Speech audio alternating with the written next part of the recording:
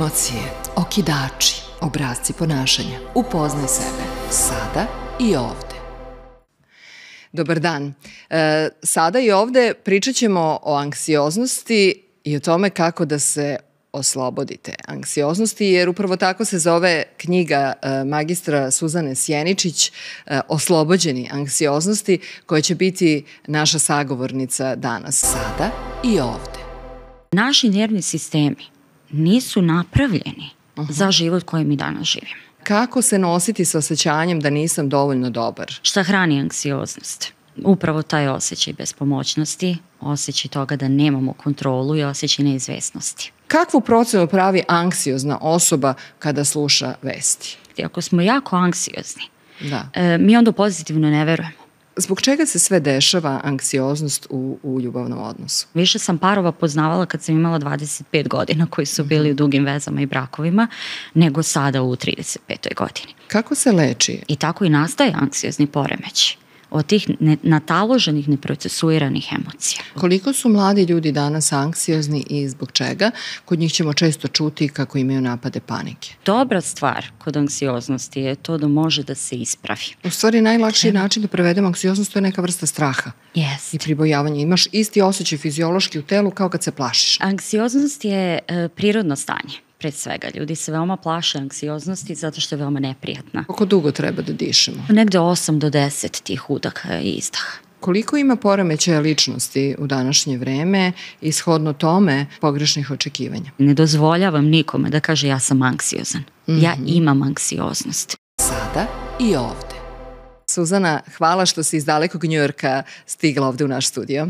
Hvala Snežana vama na pozivu mnogo. Čast mi je i veoma mi je drago što sam ovde sa vama. Da, vrlo se često govori o tome, po toj pojavi, da tako kažem, ili o tom stanju, a ti ćeš mi kao magistar psihoterapije i diplomirani psiholog sa Njujorškog univerziteta objasniti i šta je tačno anksioznost, jer danas vrlo često ljudi čak sami za sebe kažu da su anksiozni, a opet ljudi kažu bolje reći zabrinut sam ili uznemiren sam.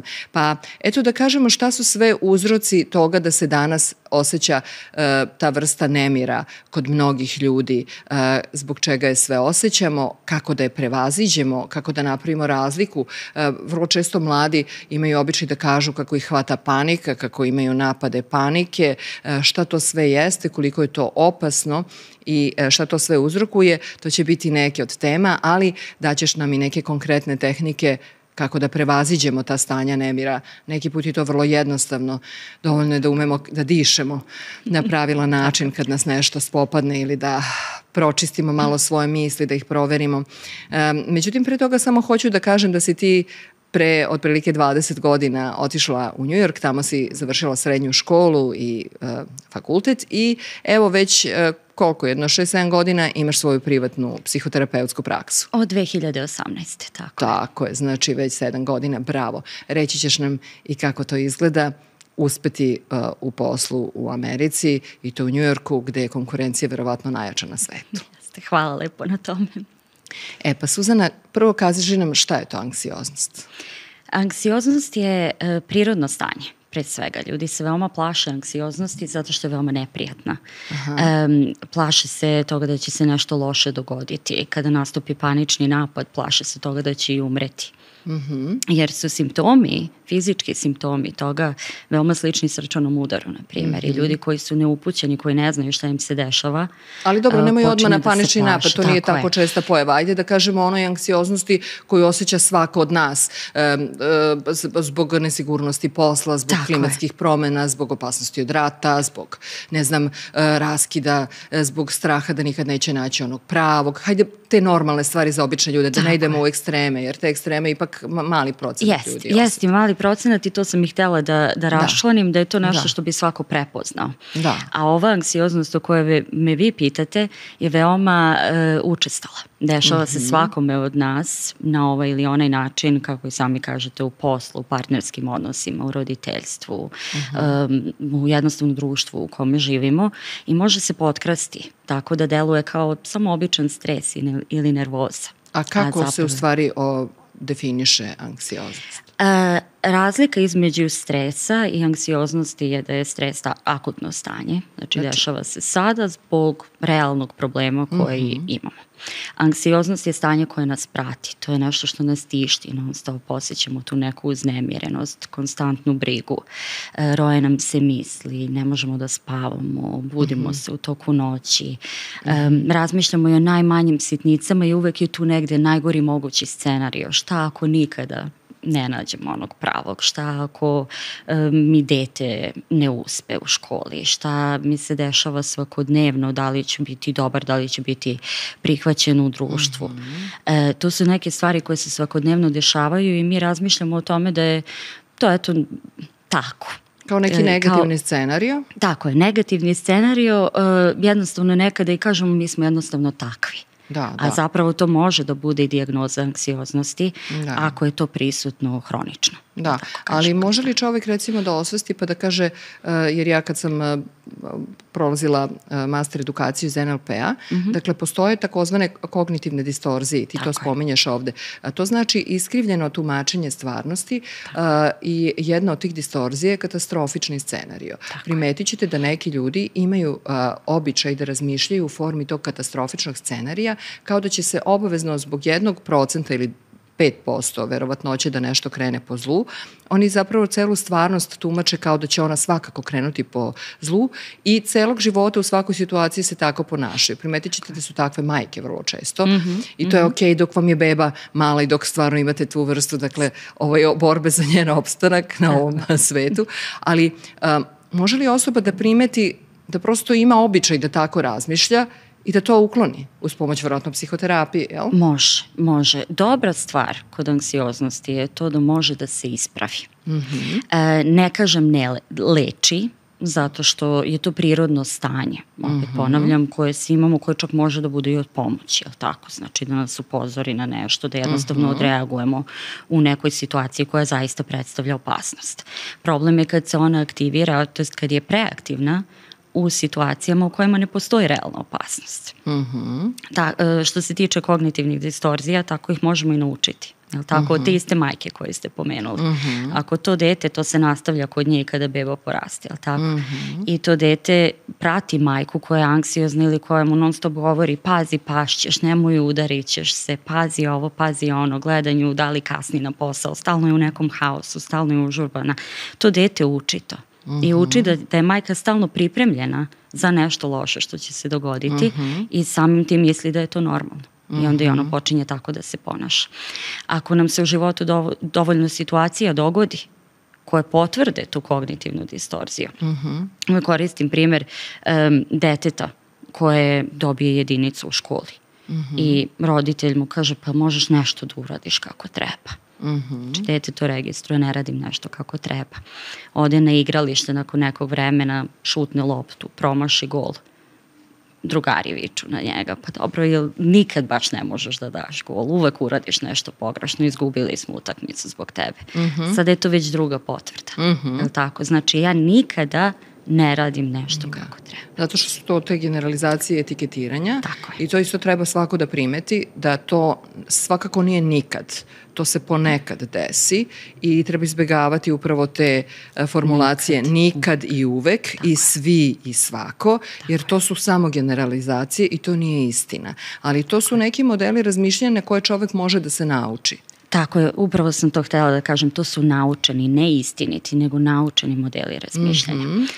Da se vratim na početak, dobra stvar je što se to može korigovati. Znači, trebamo kroz psihoterapiju da dovedemo misao u labilno stanje, da je istražimo, da pronađemo taj koren, odakle je to poteklo i upravo na to da se vratimo. Da li se uvek to dešavalo, da li je zaista uvek, ne postoji ni jedan izuzetak ili da li zaista nije nikada. I da pronađemo to nešto gde je, na primjer, to dete uradilo nešto kako treba. i da se vratimo na to i da onda pronađemo još potvrda koje pokazuju nešto suprotno. Da, zato što ljudi ponekad prosto imaju tu usvojeni model komunikacije u kome od nekog prave dežurnog krivca. Znači, jako je važno, ja se sećam kad je meni dete bilo malo, jako sam se bavila istraživanjem sve literature vezane za vaspitanje, izuzetno je važno da od svog deteta ne pravite dežurnog krivca. Ljudi to nekad nesvesno rade. Kada šaljete takve poruke malom detetu, malo dete na taj način formira sliku o sebi.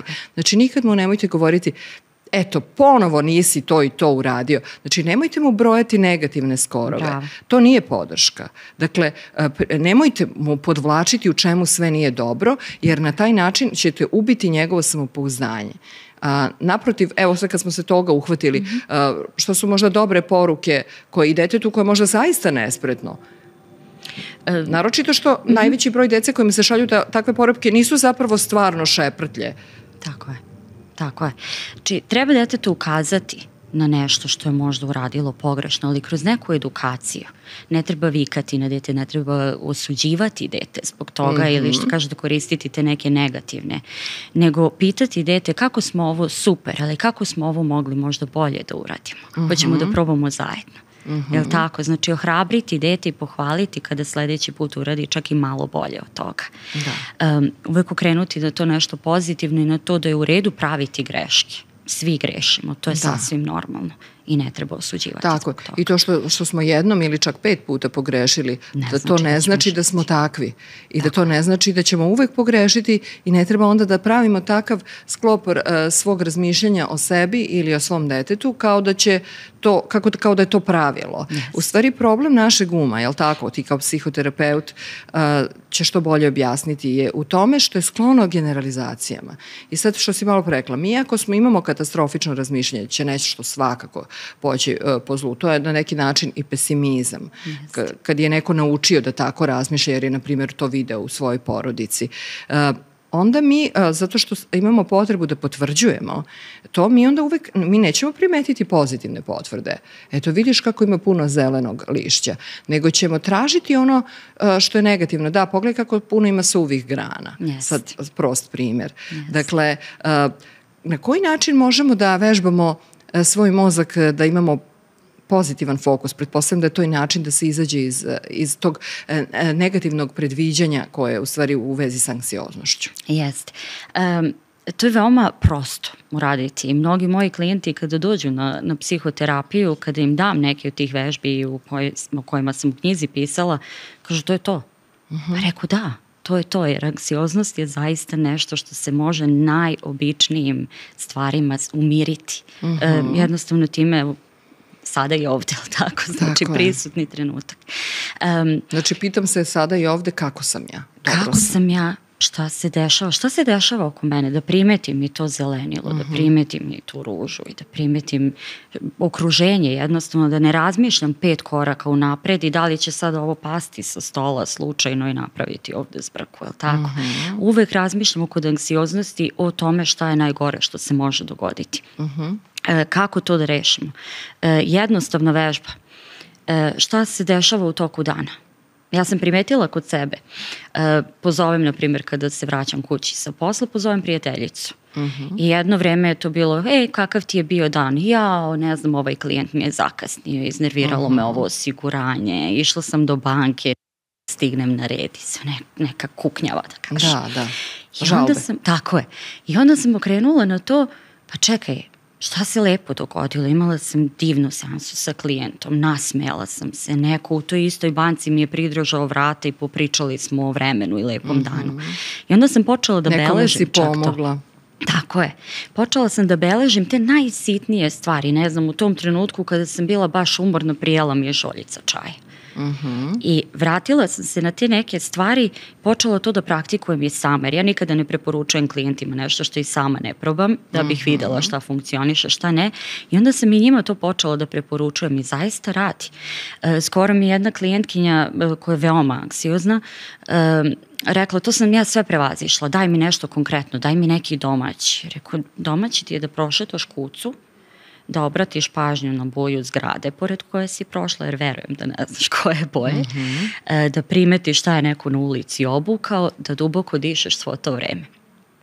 I ona kaže, pa to je lako, to je glupo. Pa reku, dobro, uradi to. Da.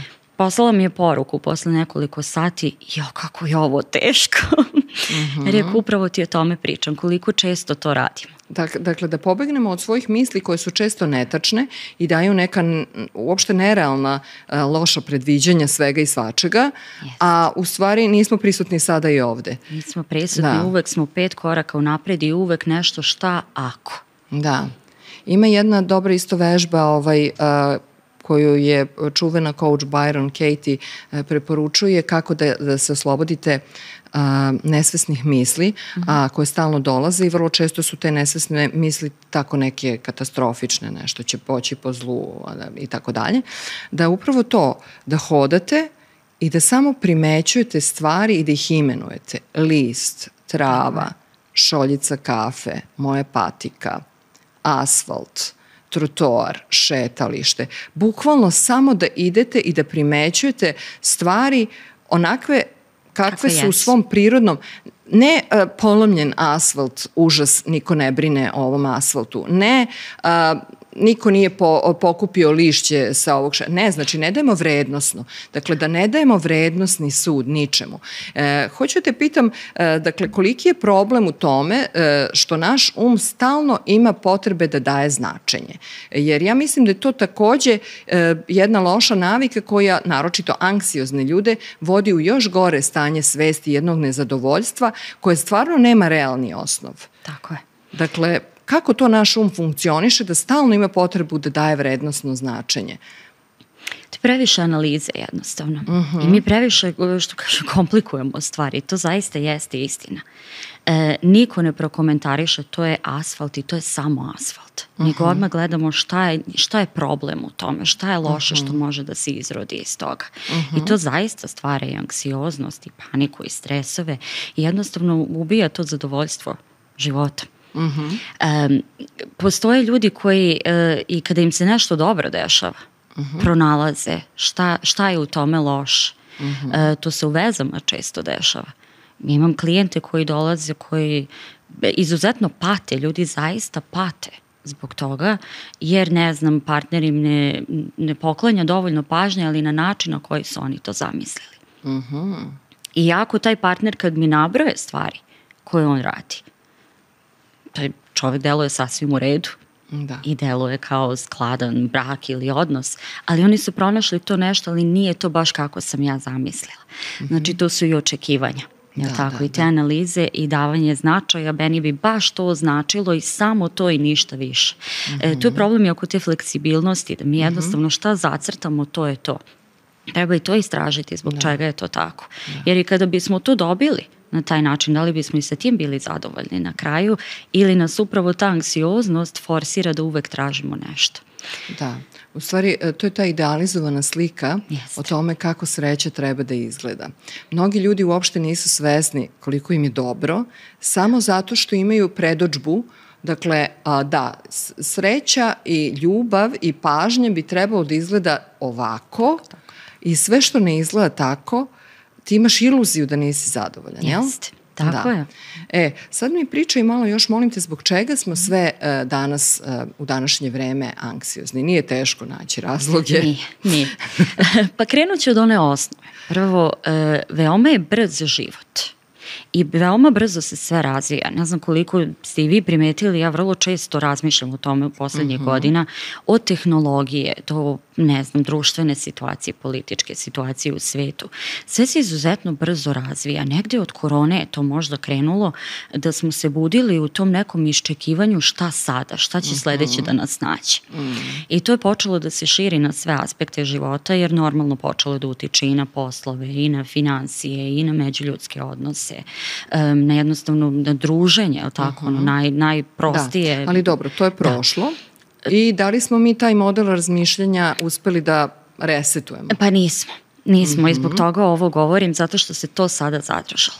I odražava se, i ne kažem, ponovo pominjem koronu kao primer, ne kažem da je to uzrok, ali ta brzina u kojem se svet kreće, počela je da prouzrokuje te, čak i, ne znam, ove aplikacije za upoznavanje, dating apps i sve te stvari, mi nismo na to navikli. Prvenstveno naši, da krenem i od najosnovnijeg, naši nervni sistemi nisu napravljeni za život koji mi danas živimo. Toliko je stimulacije, toliko je bombardovanja sa svih strana, previše informacija, previše boja, previše, jel tako, previše stresa. Mi ne možemo sa tim da se nosimo. To je već nešto što organizam počinje na to. Sad ti kao psihoterapeut koji živiš i radiš u Njujorku, kako da se mi prilagodimo? Šta je? Ponovo se vraćam na to usporavanje. Mnogo ljudi počinje sada da brine o svemu i svačemu. Tako, sve ovo što sam pomenula ranije, mnogi moji klijenti su sada toliko zabrinuti, preokupirani politikom, društvom i svem. Ja ih uvek vraćam na to šta je sa vama. Ne kažem da nas to ne treba da se tiče, ali šta se sa vama dešava, o čemu vi trebate da brinete, kako se vratiti sebi, kako možda i doprineti na neki način ako je vama bitno nešto od toga, ali kako se vratiti sebi, kako se pobrinuti u svom životu i u tom nekom mikrosvetu. Jer neke stvari koje ne možemo da kontrolišemo, toga se uvek setiti, su tuđe misli, tuđe ponašanje, tuđe reči, tako, bilo šta što je vanjsko, bilo šta u okruženju. Vratiti se onome što možemo da kontrolišemo, to su naše misli, naše osjećanja, naše emocije, naše ponašanje, naš govor. Naši postupci, naši odnosi prema nekom. Tako je, društvo kojem sebe okružujemo, tako, ljudi koji su tu, pa čak i odnos sa kim želim biti u odnosu. To su neke stvari kojima se treba vratiti i na taj način malo primiriti svu tu buku. Spomenula si aplikacije za upoznavanje, toga je verovatno mnogo više u Americi nego ovde i u kojoj meri to opet na izgled otvara mogućnosti za upoznavanje, ali zapravo otvara još veće mogućnosti da vas neko odbija i da vas veliki broj ljudi odbije. I niko ne voli odbijanje, što je najveći problem u, da kažem, datingu, odnosno u odnosima, u ljubavnim odnosima, u upoznavanju, u zabavljanju. Dating, to se kod nas zove zabavljanje. Nikako se setim naše u zabavljanju. Kako se onda nositi sa svim tim odbijanjima, odnosno za početak osvestiti u kojoj meri to da te neko scrolluje, kako to utiče na ljudsku dušu? To zaista ume da bude strašno. Ne mogu da vam opišem sa koliko ljudi na nedeljnom nivou o tome razgovaram, jer mnogo ljudi ima problem da pronađe partnera na današnje vreme. Mnogo ljudi prolazi upravo kroz to odbijanje, upravo kroz to tu potvrdu, ponovo pričali smo tako o tim kognitivnim distorzijama. Ako ti svakodnevno nailaziš na to odbijanje, to samo potvrđuje to. Veoma je teško izboriti se sa tim i pronaći tog nekog sa kim, jel tako, se možemo sklopiti. Ja se uvek vraćam na to, dobro, znači toliko ljudi te je odbilo, ali šta rade ti ljudi, šta je njima zapravo, kakva je to aplikacija i šta je njima na umu? Ja kažem, to je kao razgledanje izloga. Da. Znači, osuđujemo ljude na osnovu te neke prve privlačnosti, da li je to fizička, da li je to nešto što nam se dopalo na profilu. Ili profesija kojom se bavi. Tako je. Sad mnogi muškarci sa kojima radim klijenti, oni imaju sada potpuno drugi problem gde žene bukvalno stavljaju na te svoje profile, ako zarađuješ ispod toga i te cifre, nemoj da mi pišeš. Znači, strašne neke stvari. Da. Prvo veliko je pitanje ko je ta osoba koja je ispostavila te zahteve i šta ona u stvari ima da ponudi. Tako je. Ne mislim finansijski, nego uopšte kao ličnost. Kao ličnost, tako je. Upravo u tome leži odgovor. Ali ima očekivanja, tako. Tako je, u tome leži odgovor na vaše pitanje. Da se zapitamo ko su ti ljudi, da li su oni vredni, mi njih ne poznajemo. I da li bi se oni nama uopšte svideli? Tako je. Ali ovo što, kada te tako odbijaju i scrolluju, to ti samo potvrđuje ono što je najčešće uverenje svih ljudi na svetu, to je nisam dovoljno dobar. Nisam dovoljno dobar, da. Nažalost. I kako se sada kao žena sa internacionalnim američkim iskustvom, a inače odavde iz Pančeva, kako se nositi sa osjećanjem da nisam dovoljno dobar? Šta savjetuješ klijentima, kako da uvide u kojoj meri je to zapravo iluzija? ponovo pričale smo o tom primećivanju, je li tako, od tog asfalta i svega toga. Koji su naši kvaliteti? Ali onako iskreno i objektivno. Ja dajem klijentkinjama da napišu na papiru šta je nešto što su njihovi uspesi, šta su uradile tokom života, a da je to bilo dobro, da je to bilo uspešno, da je bilo pozitivno, da su dobile pohvalu za to, šta im se dopada kod njih samih, počevši od fizičkog izgleda do karakteristika, do ličnosti, smisla za humor, što god. Da objektivno sagledaju sebe. U čemu su dobre. Tako je, u čemu su dobre, u čemu su uspešne, koja su njihova umeća, kako su prihvaćene u društvu. Mnogi od tih žena imaju veoma bogat društveni život, mnogi od njih su uspešne u poslovima kojima se bave. Znači, tu je vrednost. Sad, da li ćemo na to jedno ili tih 10 osoba koje su nas odbile, da tako kažem, na društvenoj mreži ili aplikaciji, da li ćemo na njima to bazirati ili na ovim konkretnim stvarima. I tu je zapravo i ključ tog razmišljanja, tog najgoreg scenarija i tog analiziranja koje ste pomenuli ranije. Šta je zapravo tu realno? Da, kada se vratimo na anksioznost, pa ćemo se opet vratiti ljubavnim odnosima, pošto se tvoja knjiga zove Oslobođeni anksioznosti, nije teško danas, dakle, pribojavati se zato što postoje tako mnogo katastrofičnih scenarija od kraja sveta preko zagađenja do Trećeg svetskog rata, do, ne znam, pandemija, opštih zaraza i tako dalje, građanskih ratova, ukidanja sloboda raznih. Tako da nije teško naći razloge zašto bi mi brinuli. I kako onda u takvom svetu u kome smo okruženi, kako onda čovek u stvari da se sam skupi, da skupi svoje konce i da upravlja svojim mislima i svojim emocijama? To je odlično pitanje i veoma težak zadatak za sve nas, zato što je sve nekako oteto kontroli. Mi tu zaista ništa ne možemo da učinimo. Šta hrani anksioznost? Upravo taj osjećaj bespomoćnosti, osjećaj toga da nemamo kontrolu i osjećaj neizvesnosti. To je upravo ono što nam se dešava i veoma je realno.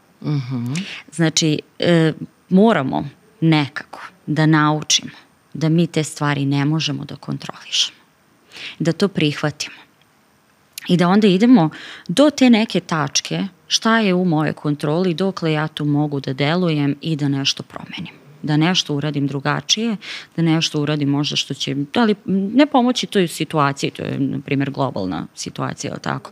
Ali šta ja mogu da učinim možda u svom okruženju, da ja nekome pomognem, da nešto doprinesem nečemu, nekom, eto, što kažete, ukidanje slobode ili nešto, ima raznih organizacija koje se time bave. Možda mogu da doniram, da volontiram, što god.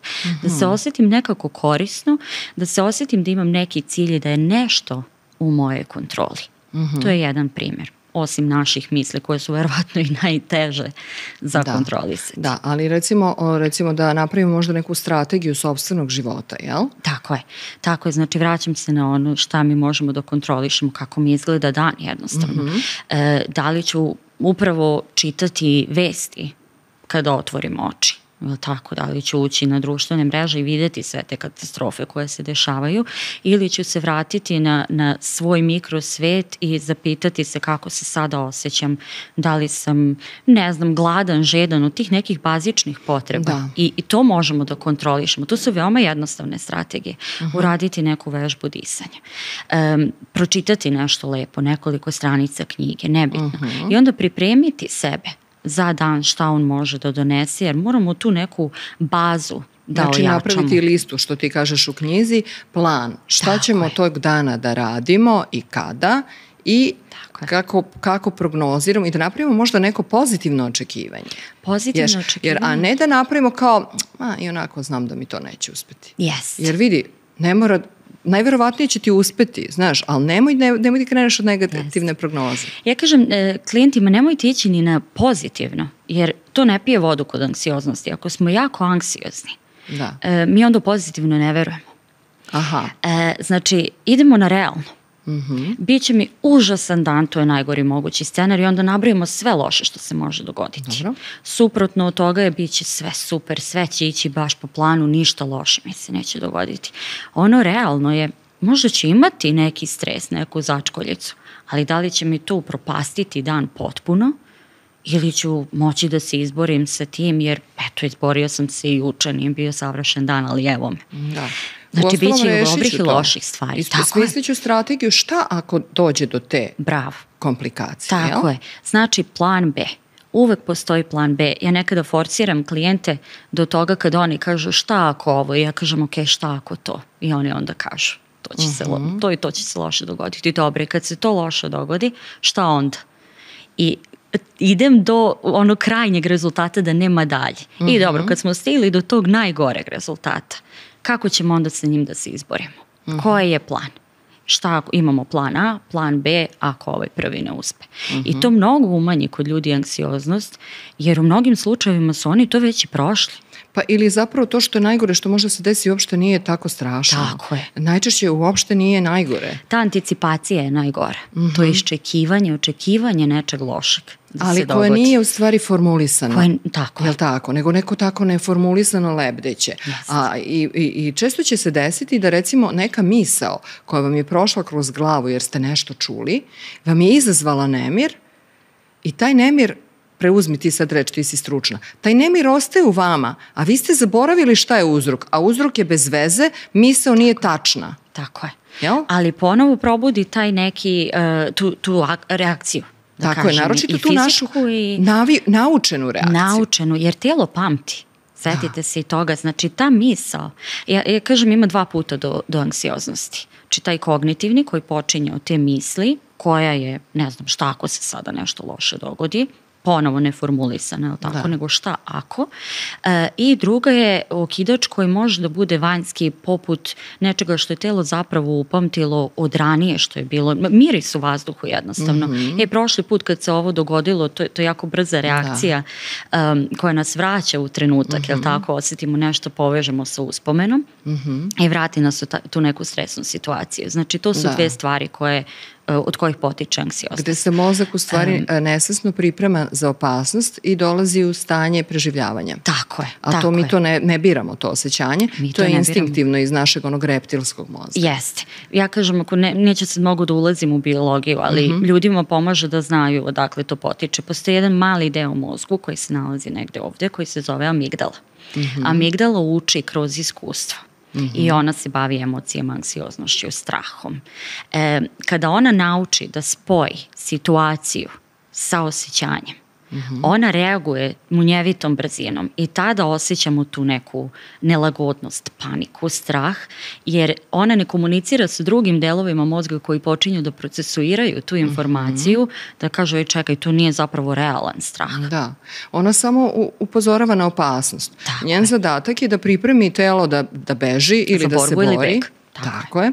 Dakle, to kad razumemo, i to je ono o čemu dr. Joe Dispenza govori, on je čuveni neuronaučnik, o tome kako da smo mi u stvari naučili, mi već imamo neke naučene automatske reakcije, osjećanja, nelagode koja se prouzrokuju kada nešto pomislimo ili kad imamo asocijaciju. Ili recimo kad se zašto nije dobro stalno slušati vesti, jer ne dešava se stalno stvarno nešto novo i nije stvarno svaka vest tačna i nije svaka vest o nečemu zapravo i opasnost. Ali ti ako slušaš vesti i praviš procenu, šta bi moglo iz toga? Kakvu procenu pravi anksiozna osoba kada sluša vesti? Najgori mogući scenario, katastrofični, ili tako? Šta god da čujemo, šta može da se izrodi iz toga? I kako će to na nas negativno uticati i koliko će to dugo trajati? I kako ćemo svi imati mnogo toga sa čim se treba izboriti i to ide u nedogled. Da. Sad malo bih sad opet se vratila na ove ljubavne odnose i anksioznost. Zbog čega nam se, da nam objasniš, znači tu fazu jednog ljubavnog odnosa u kome se desi nemir, u kome smo nesigurni da li nas neko dovoljno hoće, da li smo za nekoga dovoljno dobri, zbog čega se sve dešava anksioznost u ljubavnom odnosu? To je baš onako široko pitanje, ali tako, mnogo stvari postoje. Ja mislim da potiče dosta toga od naše nesigurnosti, jel tako? Prvo od nedefinisanih odnosa, kojih je sve više na današnje vreme. Previše je opcija, ljudi počinju da se upoznaju sa više ljudi u isto vreme, ne definišući ni sa kim šta oni žele, prvo sami sa sobom. Kada se vratimo ponovo, da uzmem svoje klijente za primjer, kada ja pitam šta vi želite od veze, braka, nekog odnosa, oni mnogo puta imaju i naučenu neku sliku, da li je to slika roditelja, da li je to nekog odnosa koji su oni uzeli kao uzor. I ona je nerealna. I ne odgovara njihovim mogućnostima, ali prvo njihov način života, na primjer, nije isti. I onda oni pokušavaju da uklope te neke veze u šablone koji ne odgovaraju njihovom trenutnom životu. Samim tim što i oni imaju više opcija, misle da i taj neko ima više opcija. Jel tako? Znači počinjemo od tog nekog početka. Kada se istupi u neki odnos i da kažemo da je to neka monogamija u nekom trenutku, uvek je tu neki crv ponovo. Da li ako je ta osoba anksiozna, da ostanem na temi, da li sam dovoljno dobra, da li sam dovoljno interesantna, da li ću zadržati nekome pažnju, šta on radi kada izađe. Ljudi su nekada anksiozni, ne znam, partner će me prevariti ili uradit će nešto loše, ostavit će me, neće se vratiti. Ne, nego nešto će se loše dogoditi mom partneru. Gde je sada, zašto se ne javlja na telefon? Ponovo taj osjećaj potreba za kontrolom, pa onda postajemo i obsesivni, počinjemo non stop da šaljemo poruke, da telefoniramo, da jednostavno gušimo te partnere time. Ružno je tako se izraziti, ali i sami ljudi koriste tu reč. I onda i dolazimo do te neke, vidiš, desilo mi se ponovo, zato što taj partner stvarno počinje onda da se udaljava, da se distancira, jer to počinje da stvara problem, ne mogu da mrdnem, oduzima mi se sloboda, jel tako, zašto misliš da te varam, zašto misliš da nešto loše radim, i onda i dolazimo do toga, eto vidiš, nisam bila dovoljno dobra, neko me je zaista ponovo ostavio. Da. Potvrda sopstvenog nekog scenarija koji nije realan. Sad, ti si malo opisala i taj anksiozni stil emocionalnog vezivanja, međutim, mislim da je danas dosta teško svakome, čak i onome koji ima siguran stil emocionalnog vezivanja, da ne osjeća anksioznost zbog svih tih opcija koje se danas uzimaju za legitimno. Ako me ti nećeš, hoće drugar tvoj, što bi rekla ona stara naša zabavna pesma, ili zbog tih opcija da pa zašto bi se neko vezao samo za tebe ako on može da neke svoje različite potrebe zadovoljava sa još 3-4 druge osobe. Sad, u kojoj meri je to opasno, u kojoj meri je to zamka ili možda iluzija? Ne znam ni koliko je iluzija, jer se te stvari zapravo događaju na današnje vreme. Bolje je pitanje možda i kako se nositi s tim i kako prepoznati ko je ta neka osoba sa kojom mi možemo ostvariti neko poverenje, imati otvoren razgovor, otvorenu komunikaciju, koliko će ta osoba to pružiti za uzvrat, ne znamo, ali možemo da pokušamo. Postoje i to, kažeš, ponovo mnogo opcija, mnogo, čak i straha je to od propuštanja. I kada stupimo u taj odnos, da li postoji neko bolji za mene? Da li, što kažu, da li je settling, ili tako, ne mogu ni da se setim reči. Treba da se skrasim sa njim. Da li se skrašavam jednostavno jer je vreme za to, jer mi je možda vreme za brak, jer imam godina koliko imam i vreme mi je za porodicu ili dete ili ne znam, biološki sat otkucava. Ili je on baš zaista pravi. Ili je ta osoba prava za nas. Da. Sad, da li postoji onaj pravi? Ja mislim da postoji pravi za određeno vreme u kome smo. Sad ta osoba može da se razvija zajedno sa nama i da bude prava za ceo život. Svako koga smo odabrali kroz život je bio pravi i služio je nečemu što je nama bilo potrebno. U to vreme mi smo služili nečemu što je njemu bilo potrebno. Da. Ljudi u vezama mogu da rastu ovako paralelno, mogu da rastu ovako, a može jedna da napreduje, druga da stagnira i tada nastaje jaz i problem. Da. Ako rastemo paralelno, to ne znači da smo mi vezani, da radimo sve zajedno, da smo non stop zajedno, samo mi bliski, nemamo svoj život. Naprotiv, imamo bogate živote, društvene, profesionalne, dolazimo, ne znam, na kraju dana se nalazimo na večeri i razgovaramo o tom svom danu, obogaćujemo jedan drugog, razmenjujemo iskustvo, uključujemo jedan drugog u ta iskustva. To je prava osoba, da kažem, koja ume to da radi sa nama, koja je na istoj talasnoj dužini. Jer ako smo mi ambiciozni, na primjer, a ta osoba stagnira, tu se stvara problem zato što nekoga vučemo za sobom, on se ne osjeća dobro, počinje da udara na samopouzdanje, je li tako? Mi se osjećamo kao da je ta osoba teret, počinjemo da jednostavno izlazimo iz nekih okvira. Da.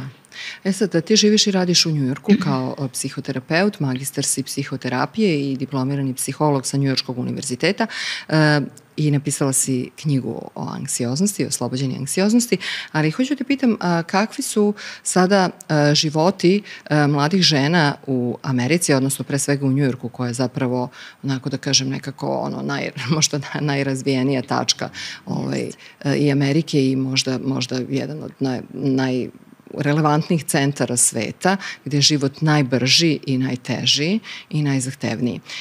Kako razmišljaju sada mlade žene, s obzirom na to da je koncept veze i braka dosta uzdrman, samostalnost je stavljena na prvo mesto i ovde kod mladih žena i ta nezavisnost. Dosta smo osvešćeni po pitanju manipulacije i toksičnih odnosa. To sada već te crvene zastave se lakše prepoznaju u današnje vreme. Pa kako te žene i ti muškarci razmišljaju o vezi, o braku, o tome da li će da imaju decu, da li neće da imaju decu, da li su želje i potrebe mladih žena tamo danas onakve kakve su tradicionalno bile? Nisu. Zato što žene prvo napreduju veoma profesionalno, osvešćene su, kako ste i sami rekli, prepoznaju, neće da trpe neke stvari, jednostavno brže završavaju odnose, ali opet postoji neka bazična potreba za nekom srećom, nekim partnerstvom, koja nije možda u sklopu tih šablona koje smo ranije imali. Žena je majka, domaćica i ostalo.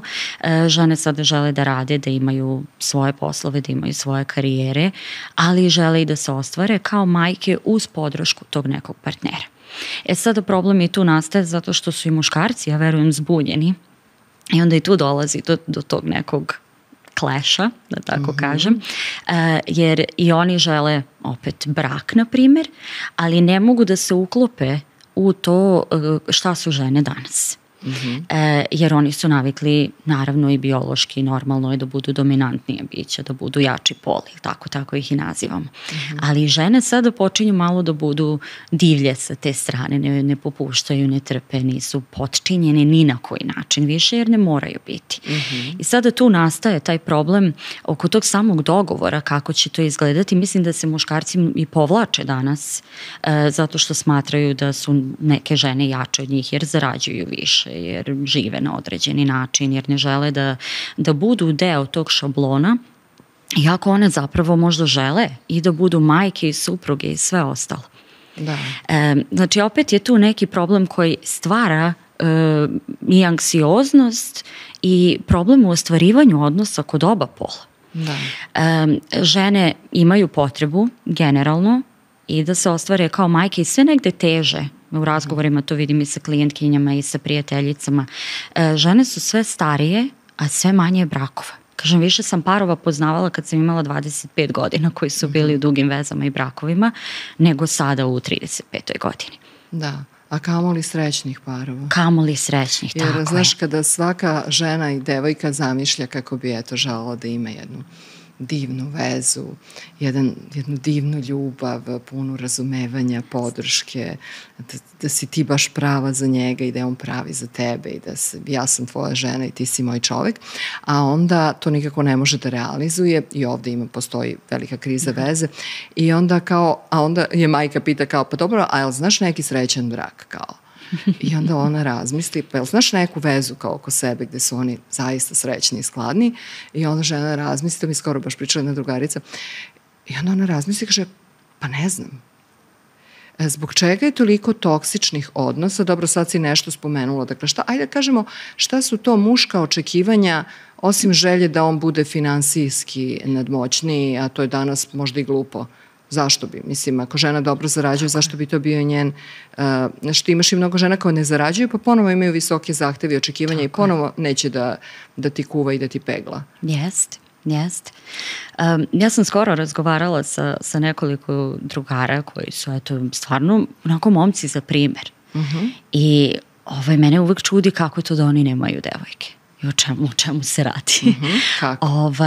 I oni su rekli nešto što je mene iznenadilo u tom trenutku, da su žene postavile standarde, da očekuju mnogo od njih i da se oni onda osjećaju kao da ne mogu da ispune ta očekivanja, a da oni zapravo samo žele ženu koja je nežna, koja je dobra osoba i koja je jednostavno brižna, koja je tu za njih i njih ne interesuje ni da li je ona uspešna, ni da li je, ne znam kakve porodice, koliko zarađuje, ni ništa.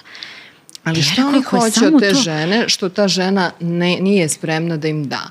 Ipak, da, naravno, žena treba da je nežna i brižna, to su ženske osobine, ali da li njima smeta to što žena želi ipak da se posvećuje samoostvarenju? Jer u današnje vreme je jako teško da nađeš ženu koja želi da ti bude samo supruga i majka i da se brine o tebi. Na kraju krajeva to nije ni ostvarljivo. Treba neko da zaradi za taj život. Tako je. Ja sam lično bila u situaciji, nemam problem da podelim to, mi je bilo jako interesantno kada sam upoznala jednog čoveka i otišli smo na dejt i nastavili smo da se viđamo i ja sam znala da se on viđao ranije, to da je bio na aplikacijama. Prije toga bi interesovalo mi iskustvo. Rekao, šta se dogodilo tu, kako ni sa kim nije uspeo. I rekao da su sve žene pričale o poslu. Što ti jedina nisi pričala o poslu, nisi nastupila tako, pa rekao što ću da pričam o poslu, izašla sam da uživam, u večeri. Šta je bio ključ? Svaka žena je stavila do znanja ti meni ne trebaš, ja mogu bez tebe. Ja sam rekla čekaj, ni meni ne trebaš, ako ćemo iskreno, ali želim da budem sa tobom. I mislim da je tu ta kočnica, zato što muškarci misle da ne trebaju ženama na današnje vreme, zato što one mogu same. Možda možemo same, ali ne želimo same. Zbog čega bi? Želimo partnera, želimo bukvalno partnera, znači nekoga sa kim ćemo zajedno ići kroz život i ostvarivati ciljeve. Da. Zapravo, iz mog ugla, muškarcima bi trebalo da bude lakše ako ti ne treba u tom smislu da se brine finansijski o tebi, iako bi njegov muški ego sigurno strašno mnogo više uživao da on iz minuta u minut potvrđuje koliko je dominantan. Ali mislim, to je glupo i neodrživo i toksično. I to je ono što se zove toksična muškost, odnosno toxic masculinity. Međutim, da li su muškarci dovoljno evoluirali koliko i žene u današnje vreme u tom smislu očekivanja od partnerskog odnosa i od porodice i možda od samog sebe, da on više ne mora da bude toliki provajder koliki je nekad bio?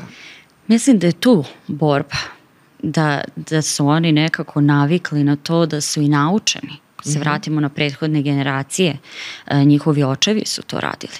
Oni su izdržavali porodice, oni su bili glave kuće. Sada dolazimo u ove neke generacije gdje žene kažu čekaj stani, imam ja nešto da kažem. I mislim da oni nemaju to naučeno nekako, kako smo pričali da je o kognitivnim distorzijama, mislim da je i ovo nešto što je naučeno, taj model braka. Sada ne znam ove naredne generacije šta će se sa njima događati, koje odrastaju u tim malo slobodnijim, da kažem, partnerskim odnosima gde i otac i majka imaju, u stvari ne slobodnijim, ravnopravnijim. Imaju više slobode za odluke, ne znam, govori, ostalo komunikaciju, što god, ali su ravnopravni. Tako da biće interesantno da vidimo šta se dešava u narednih decenija. Koliko ima poremećaja ličnosti u današnje vreme i shodno tome pogrešnih očekivanja? Mnogo, zaista mnogo i primećujem to i u Americi, poslednjih godina više nego ranije. Uvek nekako, kao da naiđe neko doba gde sada je rasprostranjeni, ne znam, bipolarni poremećaj, sada je, ne znam, anksioznost koja nije poremećaj ličnosti. Granični poremećaj ličnosti je veoma rasprostranjen i on je posledica i traume i toksičnih odnosa i te uloge žrtve u koju mnogi ljudi ulaze. A možeš još malo da nam objasniš? Ja sam isto čula da je puno graničnog poremećaja i on može da bude jako komplikovan za partnera koji je, da tako kažemo, normalan kada uđe u vezu sa nekim takvim. Kako se manifestuje i šta on tačno jeste? Jeste, znači granični poremećaj je bukvalno to, granica od obožavam te do mrzim te. I to se menja na osnovu nekog njihovog uverenja i nečega što se u jednom trenutku u vezi dogodilo. Nešto što nije ispunilo njihovo očekivanja na način na koji su oni zamislili.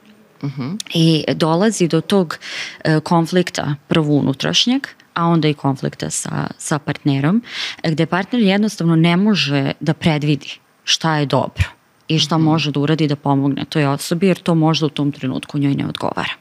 Tada odnos postaje veoma toksičan. Ta osoba postaje izlostavljena na neki način. Zato što je tu zaista mnogo stresa, mnogo emotivne. Govoriš, postaje zlostavljana ona koja ima poremećaj ili ona koja nema? Ona koja nema. Da, zato što toliko postaje toksično da oni počinju da se osjećaju ugnjetavano. Naravno, osoba koja ima granični poremećaj nije kriva, jer ona jednostavno ima taj poremećaj, ona to ne bira. Ali ova osoba, znači, to je ciklus. Da, i onda znači kada primetiš da imaš neku takvu osobu, jedino što ti preostaje to je da prekineš taj odnos. Što je veoma teško, zato što oni umeju da izazovu toliko empatije, toliko sažaljenja. Da je jako teško prekinuti odnos sa njima i to postaje ciklus koji traje i traje i traje. Kada su nežni, kada su u tom nekom pozitivnom raspoloženju i toj nekoj ljubavi, to su zaista divni ljudi i oni zaista pate. I zbog toga je upravo teško napustiti takav odnos. Ali zato kad dođe ona druga faza? Kad dođe ona druga faza, to je pakao, zaista. To stvarno postaje teško. Ja znam ljude koji su dolazili u situacije da jednostavno ne mogu kući da se vrate. Zato što je ta osoba koja ima granični poremećaj odlučila da se oni tog dana osjećaju kao da nisu bili dovoljno zbrinuti od svog partnera, da im nije dovoljno puta poslao poruku, da nije odgovorio na poziv u tom trenutku kada su oni pozvali, zato što je njima to bilo potrebno, ali nema veze da li su oni radili ili nisu mogli da se jave ili šta god. Do te mere da im jednostavno kažu ne možeš da se vratiš kući, zaključaju vrata ili šta god. Či toliko postaje i zbog toga kažem da postaje i vrsta zlostavljanja. Tako je. Dobro, svakako treba realno sagledati i čim je nešto toliko vruće i hladno i kontrastno, mislim to onda nije dobro. Tako je, reagovati na vreme. A šta je onda nešto što bi se smatralo jednom dobrom vezom i jednim dobrim odnosom? Volim to da pitam svoje sagovornike, jer svi smo primetili šta sve nije dobro. Šta sve nije dobro. A nekad nismo ni svesni nikad nam je dobro. Jeste. Dobra komunikacija. To je ključ, iskrena dobra komunikacija, bezbedna komunikacija. Da se osjećamo slobodno i bezbedno da kažemo partneru kako se osjećamo. Čak i ako dobijemo negativan odgovor, čak i ako nam se neće svidjeti to što čujemo, to je dobar odnos. I da on nama takođe kaže kako se osjeća. Tako je. A ne da nam poriče da to što mi osjećamo da to nije tako nego je glupo. Tako je. Ili smo preosetljivi. Znači, ta potvrda, jel tako da, to preosetljivi smo, dramimo, ne znam, iznosimo stvari iz konteksta, ne, nego to priznavanje krivice, potvrda naših osjećanja. Čak ja kažem u komunikaciji, nemojte koristiti u partnerskim odnosima pogotovo, nemojte koristiti ti si mene povredio, nemojte upirati prstom. Ne, ovo što se dogodilo je meni jako povredilo. To budi osjećaj empatije kod ljudi. Jako mi je žao što se tako, izvinite, jako mi je žao što se tako osjećaš, što te to povredilo. Hajde da razgovaramo o tome. Jel tako? Ali mi ulazimo u to, ja sam te povredio, nisam te povredio. To nije, ja nisam to imao na umu, ja nisam namerno, ja nisam ti to pogrešno shvatila. Tako je. Jer ti kada upiraš ti poruku, oni drugi se prirodno brani. Naravno. I onda su te ja poruke jako važne, da kažeš ja sam ovo doživjela na taj i taj način i meni ovo izgleda kao da ti mene ne voliš dovoljno ili da me ne poštuješ dovoljno ili da ne znam šta god. Tako je, što god to situacija.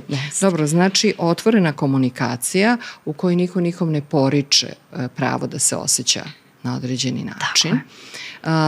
A hajde da se sada vratimo anksioznim osobama, kako da mi prepoznamo da li mi stvarno patimo od anksioznosti. Ti si ovdje opisala primjer svoje mame, kada si prvi put shvatila, ona je mislila da je doživjela infarkt.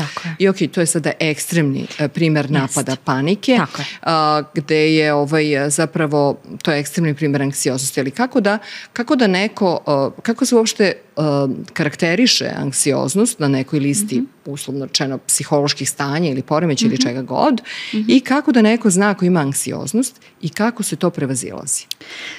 Znači, simptomi, je li tako, koji su konstantni. Učestala briga, strah od nečeg lošeg što se može dogoditi, preopterećenost mislima, da li o svemu što nam se dešava, da li preusmerenim na jedan aspekt našeg života, fizički simptomi poput tenzije, bolova, napetosti, bolova u leđima, glavobolja koje su učestale, koje ne prolaze kada popijemo lek protiv bolova, znači to je tenzična ta glavobolja koja potiče od stresa, stomačni problemi, taj neki osjećaj u stomaku, tako, koji imamo kao ta intuicija, i to ljudi i greše, kaže imam osjećaj da će se nešto loše dogoditi, osjećam to u stomaku i verovatno hoće. Ne, to je anksioznost koja utiče na stomak, jednostavno biološki. Ako se to dešava hronično i svakodnevno, trebamo se zapitati da li je to anksioznost. I šta onda treba da radimo? Najvažnije je priznati prvenstveno da postoji problem, je li tako? Onda potražiti i stručnu pomoć. Ja kažem, ne mora to da bude dugotrajna psihoterapija, bilo bi poželjno da jeste, ali ako to uradimo na vreme ćemo saznati kako da se sa tim izborimo, je li tako? Znači, psihoterapija, makar i za neku evaluaciju, da nam potvrde da je to zapravo anksioznost, postoje upitnici koji će jednostavno to odlučiti, ja to odgovorimo na pitanja i zna se koja su pitanja postavljena. I ako jeste anksioznost, to je onda neka vrsta uslovno rečena dijagnoza. Tako je, to je generalizovani anksiozni poremećaj, jedna od tih, eto, dijagnoza koja opet ljudi beže od toga i zbog toga poriču, ne želim label, ne želim natpis, ne želim da me neko obeležava. Što ne znači da vi imate mentalnu bolest, nemate, vi se samo teško nosite kao i svako živo biće sa tako čestim promenama svega i sa toliko zaista objektivnim opasnostima. Jer znate, ja mislim da je teško ljudima da priznaju da oni sami imaju anksioznost, jer u stvarnosti imaju potvrdu da je zaista opasno. Jeste. Znaš, ono, ne znam, ako dete ide negde gde je opasno, ono misli, pa dobro, ali ja se s pravom brinem, ne znam, ako se preti nuklearnom eksplozijom, on misli, pa dobro, ali vidi, zaista je opasno. Znaš, a pored toga da drugi ne bi rekli, vidi, ovo me nešto fali. Jeste. Ali hipersenzitivne strukture ličnosti su podložnije, je li tako? Jesu. Ovdje ima jedno poglavlje, ne osuđujte sebe. Da, što mi prečesto radimo. I osuđujemo sebe čak i zbog te anksioznosti. To. Osjećamo čak i krivicu. Ja sada ne funkcionišem, ne doprinosim porodici, ne doprinosim društvu, živim neispunjen život. I to je jako teško nositi se sa tim, pored ovoga, i ulazimo u taj ciklični, jel tako, ne znam kako bih rekla, šablon života, jel tako, gde nam to onda stvara još veću anksioznost. Naročito ako okolina nas ne razume, nego od nas očekuju, ma hajde razvedri se, pa ajde nemoj da preteruješ, pa nije sve tako crno, ajde kako, nemoj tako da se osjećaš. Mislim, ne možeš ti da prestaneš tako da se osjećaš na zahtev nekog drugog. I zato hajde ti sada kao magistar psihoterapije sa iskustvom iz Njujorka da nam kažeš kako postoji neki laki načini, na primjer kroz tehnike disanja, kroz neko vođenje nekih lista i dnevnika, kako čovek da pomogne sam sebi, ali i na psihoterapiji. Prvo, znači prihvatiti to i prihvatiti da je to nešto normalno. Zapravo, kako nas ponekad zaboli glava, zaboli nas zub, tako može da nas, jel tako, zaboli i duša. Šta onda uraditi? Prvo, nismo u kontaktu sami sa sobom kada se dogodi anksioznost. Mi smo negde van. Razmišljamo o tome šta je najgore što se može dogoditi, razmišljamo o tome šta se dešava sutra, šta je sledeće što trebamo uraditi. Vratimo se sada šta nam se dešava, kako se ja osjećam. Imam strah od nečega, od čega je taj strah? Daj da ga zapišem. Napisat ću na papiru, plašim se toga i toga. Da li je taj strah realan? Zapisat ću koliko je možda realan, koliko se često događa da pada ta nuklearna bomba, je li tako? Postoji mogućnost, ali možda ne danas, je li tako? Vratiti se vežbama disanja, mi prvo ne dišemo pravilno. Ja sam sebe uhvatila da kada kucam mail i fokusirana sam na to što kucam, da ja zadržavam dah. Mogu da obavljam obe funkcije. Ili previše plitko dišemo. Tako je. Ja često isto uhvatim sebe kao da uopšte ne dišem. Jeste. I dišemo plitko. Ljudi ne znaju, ja sam radila prošlog vikenda radionicu. Ljudi ne znaju da dišu iz stomaka. Ne znaju pravilno duboko da dišu. I onda počinjemo da hiperventiliramo, dišemo dovde. je li tako? Iznad dijafragme. Tako je, skraćujemo dah. I samim tim možemo i da izazovemo anksioznost tim brzim disanjem, je li tako? Kratkim, plitkim. Ako produbimo dah iz stomaka, ako lepo pošaljemo svesno taj udah u stomak, možemo i ruke staviti na stomak, znači da nam se podigne, je li tako, naduva stomak kada udahnemo punim plućima, polako izdahnemo. Ja negde tu brojim kao 4 do 4 na udah, do 6 na izdah, je li tako? I neće prvi put ni uspeti, osjetit ćemo tu negde dijafragmu zakočenu, ukočenu, blokiranu, je li tako? Ali što više to radimo, produbit ćemo dah.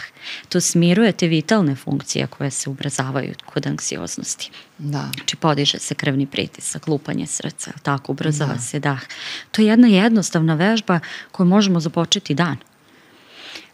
Kod ljudi koji, na primjer, ne mogu da spavaju zbog anksioznosti, kada legnemo uveče misli se roje, je li tako? To je slučaj kod svih nas. U stvari najlakši način da prevedemo anksioznost, to je neka vrsta straha i pribojavanja. Imaš isti osjećaj fiziološki u telu kao kad se plašiš nečega. Tako je, kao kad čekaš kod zubara. Kao ti se stalno plašiš nešto. Jeste. I stalno imaš onda tu fiziološku reakciju, da li u želucu, da li u crevima, da li u lupanju srca, da li u stezanju knedle u grlu. Jeste. I ima još jedno važno uputstvo, nemojte da pomešate pribojavanje sa intuicijom. Ono što si malo pre rekla. Jer to što vi imate taj osjećaj, to je možda samo vaša naučena reakcija vašeg organizma na taj osjećaj nemira i anksioznosti, a nije da vi stvarno imate intuiciju da vas čeka nešto loše. Tako je. Znate, vrlo često to nije to. Vrlo često i to prouzrokuje još veći strah onda. Evo vidiš, imam taj osjećaj u stomaku, je li tako? I stvarno će se nešto, intuicija mi govori da će se nešto loše dogoditi. A ako si baš zastranio, može se desiti da u stvarnosti potražiš potvrdu za taj svoj osjećaj u nečemu što uopšte nije ni važno. Tako je. Ili što možda i nije tvoja dobra procena, da je nešto krenulo po zlu. Dobro, znači rekli smo to disanje, da je jako važno to duboko disanje iz stomaka, koje onda šta? Naš organizam nesvesno, ne ono šta mi mislimo, nego naše funkcije organizma, šta se desi sa njima? Tako je. Umiruje nervni sistem, prostim rečima. Tako. Znači, produbljuje dah koji nas automatski opušta. Automatski snižava krvni pritisak, usporava lupanje srca, tenzija nestaje, ali tako, ako imamo glavobolju. Mi tenzijsku glavobolju možemo jednostavno tim disanjem dubokim rešiti. Koliko dugo treba da dišemo? Ja bih rekla negde 8 do 10 tih udaka i izdaha. Tako, to može da bude i 4 puta i nebitno koliko ljudima potrebno i zavisi koliko žurimo, ali negde 8 do 10 da se jednostavno potpuno opustimo i da to počne onako da ima efekta. A koliko su mladi ljudi danas anksiozni i zbog čega? Kod njih ćemo često čuti kako imaju napade panike.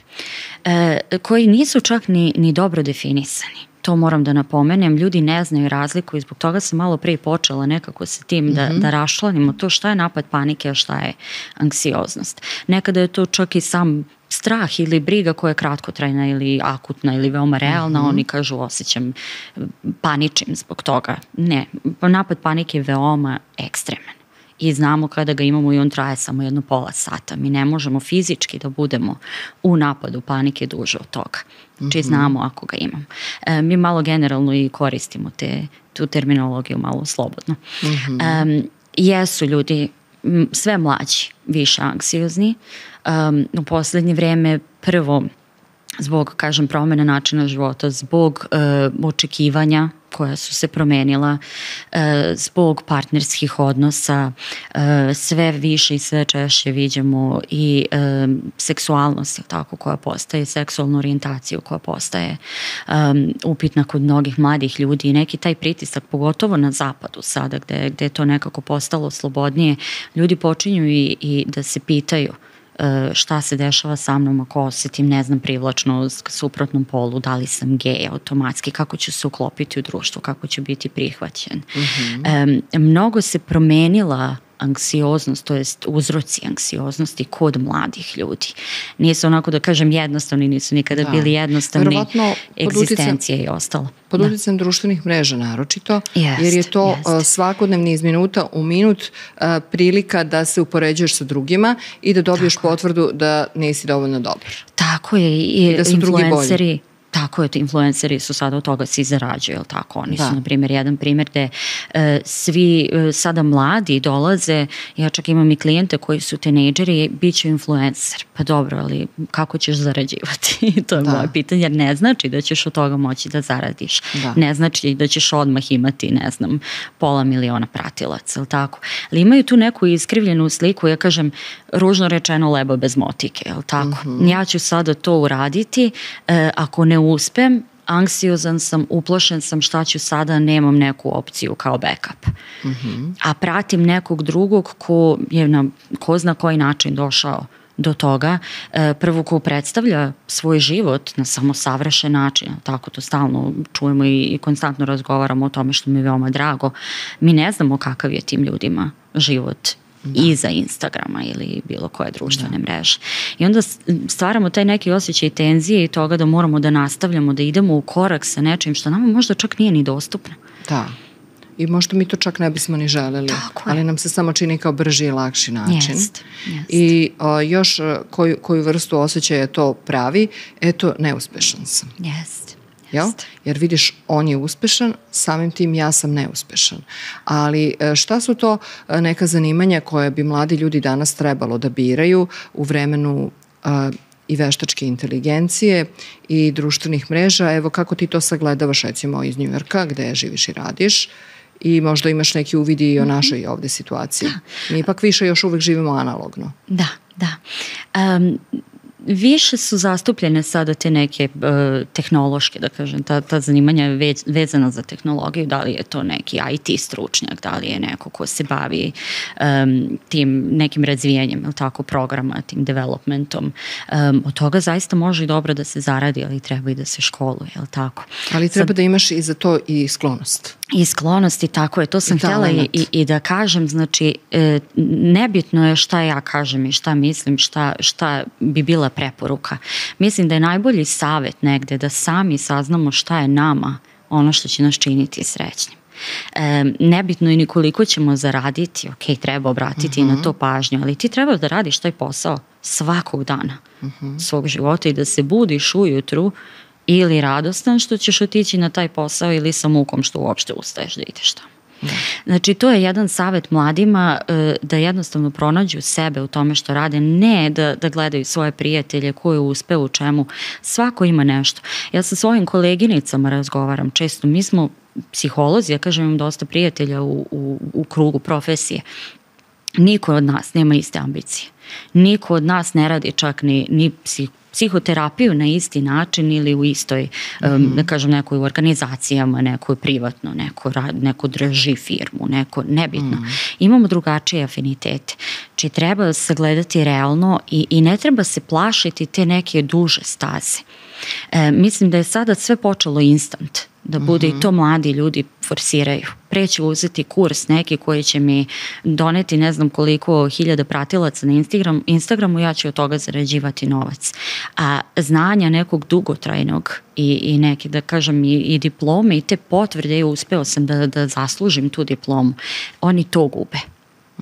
I mislim da je to instant rješenje, sve nešto na brzinu, sve mora sada, to nestrpljenje. Tako je, ali to instant je vrlo teško ostvarljivo, zaista tako brzo. I koju onda to frustraciju pravi i koliko to pravi, da kažem, psihičkog nereda u glavama mladih ljudi? Onda oni već dolaze u tu neku situaciju gde su utrošili neko vreme i nisu uspjeli u tome. I onda osim te potvrde i ni u ovome nisam uspeo, dolazimo i do toga šta ću sada. I onda zaista nastupa ta neka frka i panika, gde ću sada, na što sada da se preusmerim, sada sam već izgubio ne znam koliko vremena života utrošio da učim o tome, a to nije pošlo kako sam ja zamišljao, šta sada da tražim drugo, sada već kasnim za svojom generacijom, to stvara sad već neke i veće haose i probleme.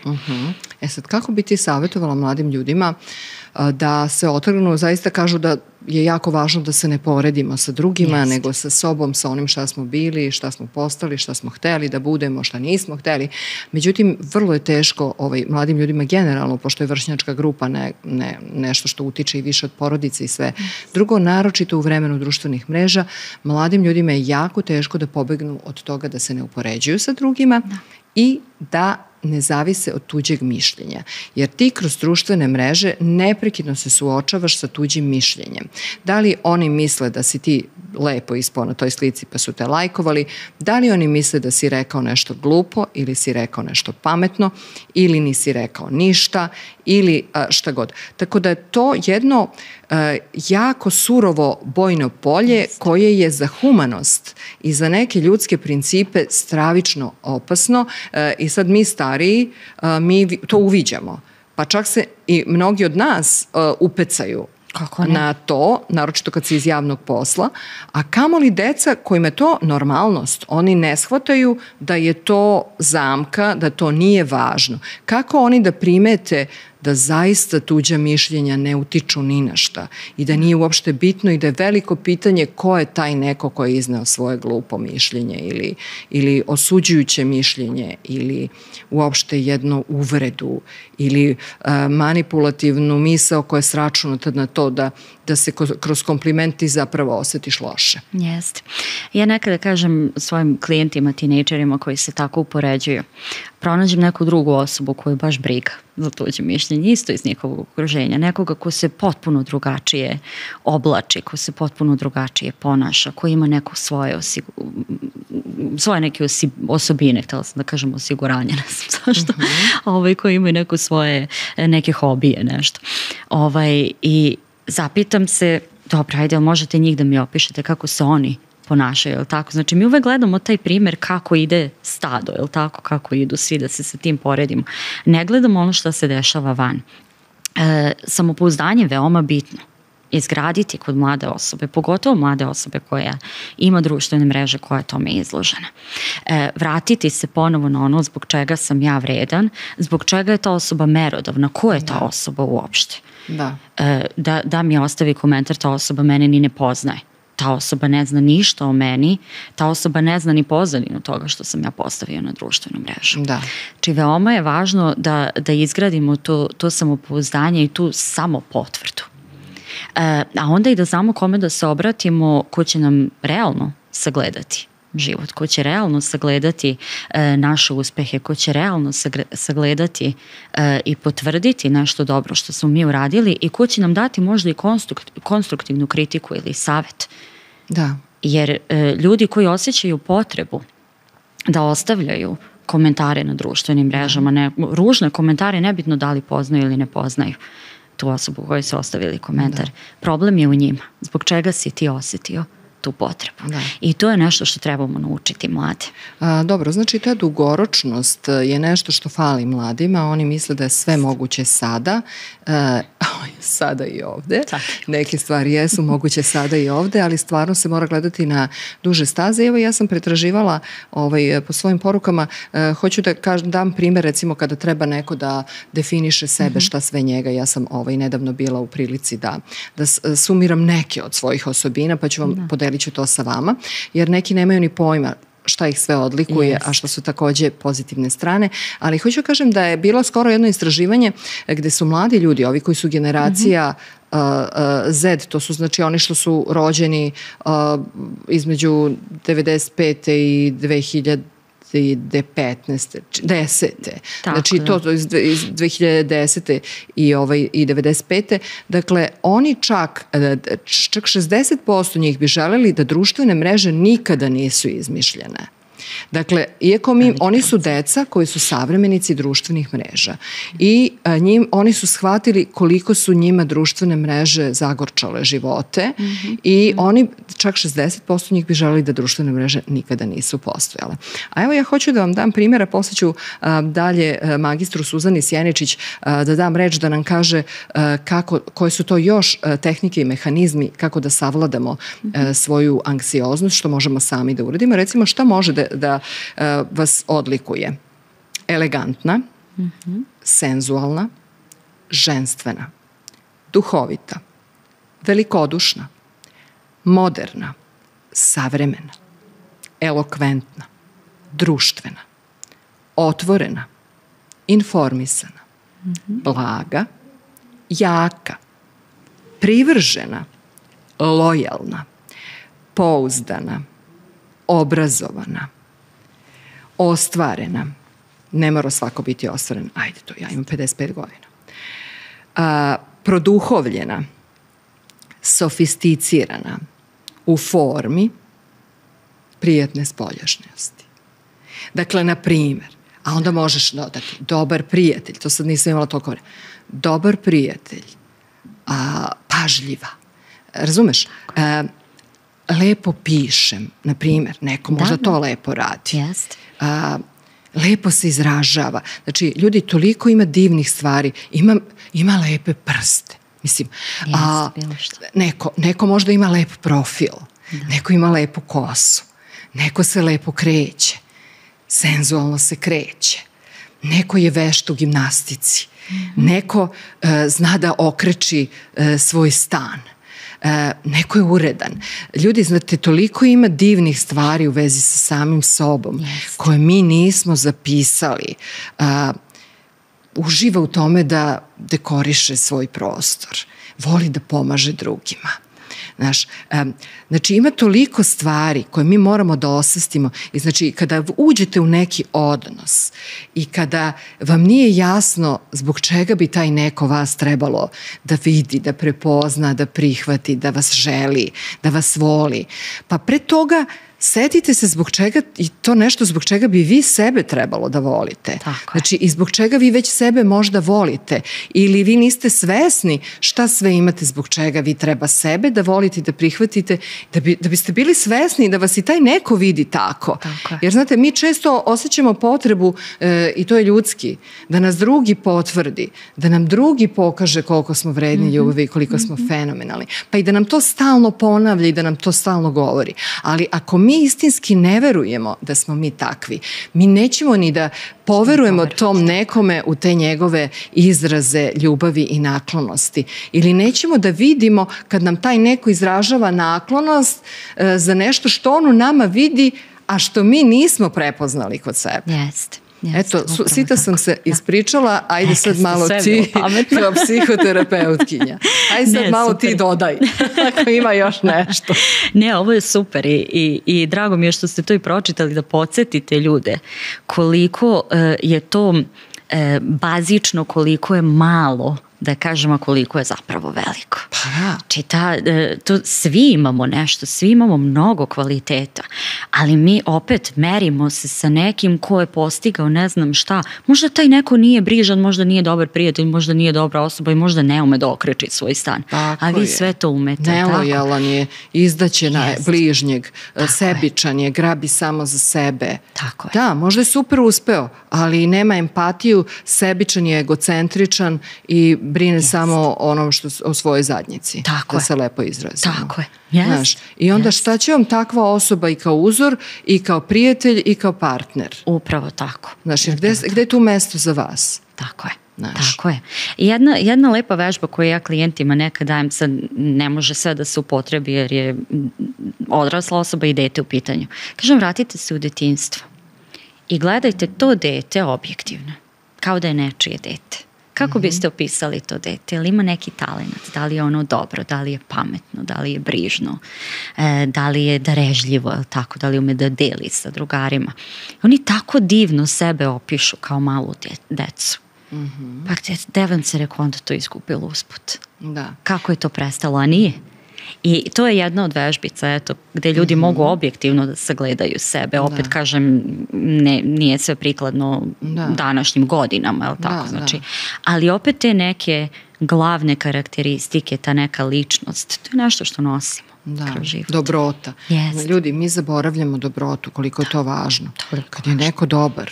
Međutim, znaš, ima jedna, nažalost, ružna izreka u našem narodu koja je postala uverenje, a to je dobar i lud su braća.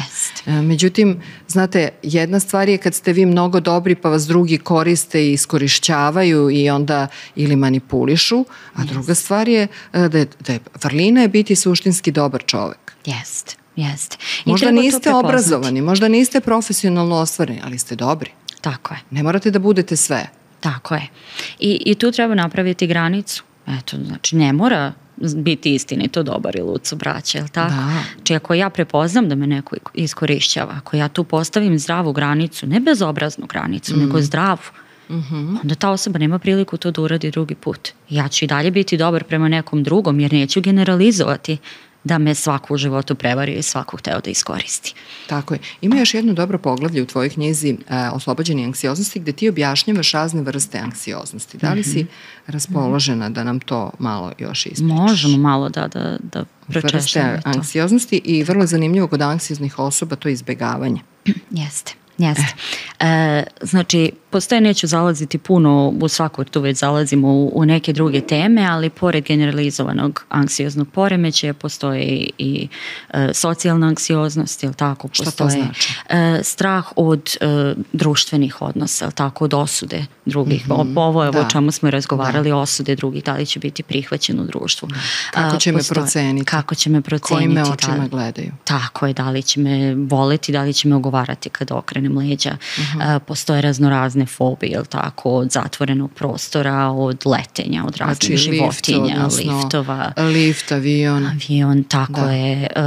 Onda strah od životinja. Od životinja, to su zmije, pauci, ne znam, to su neke onako najbitnije ptice. Ali neko se plaši i pasa čak. Tako, neko čak i pasa, jest. Da.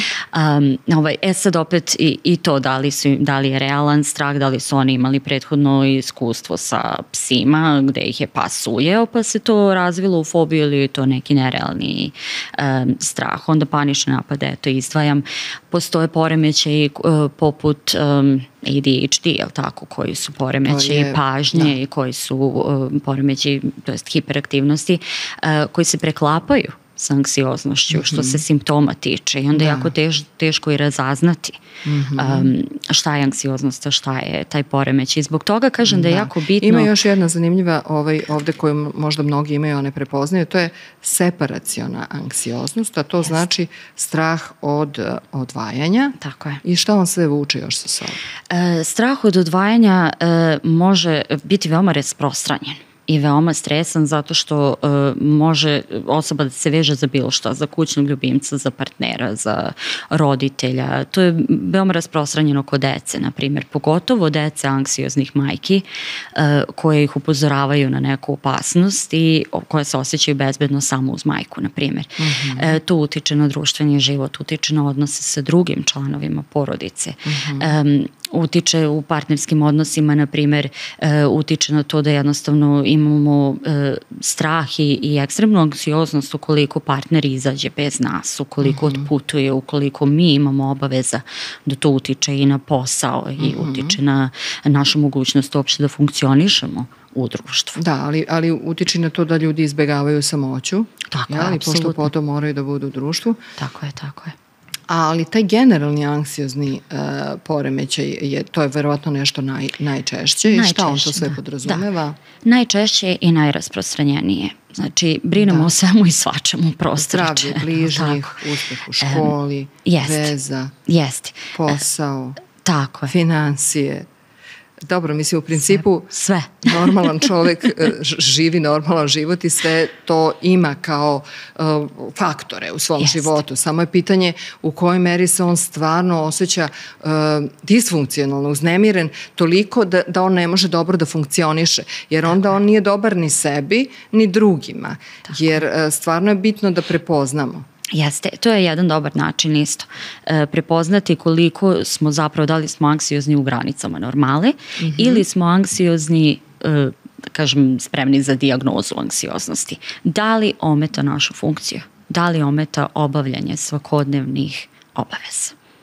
Sad, kako se leči anksioznost? Anksioznost se isključivo leči psihoterapijom. Ljudi greše kada piju lekove protiv anksioznosti. Oni ne leče anksioznost, to je naučno dokazano. Oni umanjuju simptome anksioznosti, ali ne leče anksiozni poremećaj. Uzroke ne otklanjaju. Ne, tako. Uzroke moramo sami u saradnji sa psihoterapeutom da otkrijemo. Tako je. I da naučimo, da odbacimo, da naučimo kako da ih rešimo, da se sa njima izborimo. Znači, proces nije ni kratak, ni lak, ali je delotvoran. Moramo da promenimo šablone razmišljanja. Dobra stvar je što postoji nešto što se zove neuroplastičnost. Znači, mogućnost našeg mozga da se menja. mogućnost da mi rekonstruišemo način na koji razmišljamo, mogućnost da naučimo tu istu amigdalu o kojoj sam pričala, da sada ne reaguje više, da je izlažemo tom strahu, da je izlažemo okidaču. Ako se sada plašim, ne znam, da uđemo u automobil i pređem most, hajde staću ispred tog automobila, je li tako? I osjetit ću anksioznost, ostaću tu dok ona malo ne prođe. Možda ću se vratiti kući, sutradan ću ići korak dalje, ući ću u automobil. Neću ga upaliti, ući ću, je li tako, i sedeću tu. Kada prevaziđem to, sledeći korak je stavit ću ključ, je li tako? Naredni dan ću okrenuti ključ, vozit ću nekoliko metara, je li tako, dok se ne oslobodim. Znači, to je to izlaganje strahovima, koje je jako bitno u lečenju fobijama, na primjer. Opet ne trebamo, jel tako, da se družimo sa zmijama ukoliko se njih plašimo. Ili sa medvedima. Ali to su već i objektivne opasnosti. Jeste, tako je. Znači, ako je to neka fobija od, ne znam, zatvorenog prostora, od, ne znam, gužvi, od nečeg tako, to je već u redu da se izlažemo tome, jel tako? Znači, vraćam se na tu mogućnost da mi ponovo naučimo i mi možemo ponovo da naučimo sve to i da olakšamo sebi i na taj način izlečimo anksioznost. Jedna od najdelotvornijih škola, da kažem, misli, tih teoretskih pristupa jeste kognitivno-behavioralni pristup, jel tako? Ili KBT, kako ga ovdje zovemo, koji se bavi mislima i ponašanjem. Či mi pomažemo svojim mislima da budu drugačije, da budu zdravije, one tada utiču i na naše emocije i samim tim i na naše ponašanje. Da. Zanimljivo je da anksiozne osobe žele da kontrolišu sve oko sebe da bi bile sigurne, je li tako? Imaš još jedno poglavlje, krug kontrole, to mi se čini da je možda zanimljivo i da će se mnogi u tome prepoznati bez obzira na to da li imaju neke anksioznosti ili ne. Da. Kao što sam rekla, anksioznost voli neizvesnost, jel tako? Voli nešto što ne znamo šta će se sledeće desiti, nesigurnost. Tako je, ali nije da stvarno voli, nego je tako nabaždaren mozak da traži. Tako je, pa zato kažem da osjeti nešto što je nesigurno. Kažem, anksioznost to voli, a mi treba da je naučimo da je nekako drugačije kanališemo, jel tako? Anksioznost nas vuče ka toj nekoj nesigurnosti, a mi trebamo da naučimo kako da se sa tim izborimo na zdrav način koji ne prelazi u obsesivno-kompulsivni poremećaj, tada da počinjemo da držimo sve potpuno pod kontrolom. Nešto što se dešava je domino efekat, jel tako? Ako imamo tu neku misao anksioznu koja će dovesti i do anksioznog ponašanja, mi onda tražimo neku kontrolu, jel tako, nešto čime ćemo se osigurati. To je u redu, to je zdravo donekle. Trebamo i obezbediti neki taj krug kontrole, ako ću se tako izraziti, šta možemo mi da uradimo da isplaniramo dan. Vi ste pomenuli malo pre da možda zabeležimo sve šta nas očekuje tog dana, da možda raščistimo prostor, da nam ne bude haotično, ne znam, na stolu na kom radimo, tako da znamo gde nam se šta nalazi. To je nešto što umiruje anksioznost i što nam pomaže da držimo stvari i konce u svojim rukama, tako, i stvari pod kontrolom, kako bismo izbegli bar donekle taj neki osjećaj. Da nam bude predvidljivo. Jeste. Jer pretpostavljam da predvidljivost je jako važna i to sigurnost. Sad imaš još neka poglavlja koja mi se čine dosta uputna, to je ne čuvajte svoje osjećanja, recimo, i šta to znači? To znači da odbacimo, jel? Mi držimo sve u sebi i jednostavno anksioznosti dolazi od tih neprocesovanih iskustava, osjećanja, traume. Kada kažem traume, to ne mora biti trauma ratna ili ne znam, nešto tako ekstremno. Može biti trauma razvoda, raskida, odlaska sa posla koji smo voleli, ne znam, otkaza, bilo šta. Ako mi o tome ne razgovaramo, ako ne raščistimo odmah sa tim osjećanjima, blagovremeno barem, to ostaje u nama. I ono se taloži. I tako i nastaje anksiozni poremećaj od tih nataloženih, neprocesuiranih emocija. Znači, treba da prihvatimo tu emociju i tu da se pozabavimo njome. Jeste, da se pozabavimo, ali kasnije da je otpustimo. Da je otpustimo, ona se već u tom procesu nekako i otpušta. Tako? Kada mi posložimo te neke stvari, kada raščlanimo šta je tu bio naš udeo, pomirimo se sa tima koje je bilo neke naše možda krivice, šta je nešto što nismo mogli da kontrolišemo, zbog čega je to moje eventualno dobro što se dogodilo, da ostavimo prošlost u prošlosti, da se pomirimo sa tim da se neke stvari jednostavno dešavaju, da mi na prošlost ne možemo da utičemo, ne možemo na budućnost, da razgovaramo o tim osjećanjima, da li na psihoterapiji, da li sa prijateljem, ali da isplačemo jednostavno šta imamo, da priznamo, osjećam tugu sada, zbog toga teško mi. Samim tim mi to i otpuštamo, zato što ne držimo više u sebi. I ja bih dodala jako važno da to ne vezujemo za svoj identitet. Nikako. Znači mi ako stalno se vezujemo da smo mi to što se nama dogodilo, iako je prošlo 5 ili 10 godina, mi sad živimo neki potpuno drugi život, mi imamo sada drugi identitet. Zašto? Pa zato što je sve drugo. Od biologije našeg tela i naših ćelija do okruženja u kome se nalazimo, do posla koji obavljamo, do naših godina, do ne znam, drugih partnera ili naše dece koje su drugom uzrastu. Dakle, ja bih htjela da za kraj zaključimo kako da, znači, pobegnemo od tog svog nekog lošeg identiteta, traumatizovanog, jer vi ako za sebe stvarno verujete da ste ta neka jadnica koju je neko odbacio i koju su, ne znam, otpustili sa posla i ne znam, koji se nisu ostvarili ti planovi, pa ne trpite to. Mislim, vi ćete to i da budete ako to stvarno mislite o sebi. Ali objektivno to više niste vi. To niste vi, uznapredovali ste upravo to što ste rekli, to je divno.